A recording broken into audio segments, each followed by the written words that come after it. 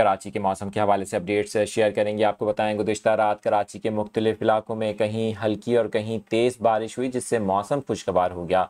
इस वक्त स्क्रीन पर आपको ये मनासिर दिखा रहे हैं। आपको बताएं कि मॉडल कॉलोनी, एयरपोर्ट, मलिर के मुख्तलिफ इलाकों, शाह फैसल कॉलोनी और इसी तरह से जौहर, नॉर्थ कराची, नाजमाबाद और लांडी, कुरंगी समेत शहर के मुख्तलिफ इलाकों से कहीं हल्की और तेज़ बारिश की इतलात मिली। आपको बताएं कि इस दौरान शहर में गरज चमक के मनासिर भी देखे गए। सोशल मीडिया पर मुतादिद वीडियो सामने आई हैं। इस हवाले से आपको ये भी बताएं कि महकमा मौसमियात ने आज जुमेरात के रोज़ भी शहर में हल्की बारिश और बूंदाबांदी का इम्कान ज़ाहिर किया है।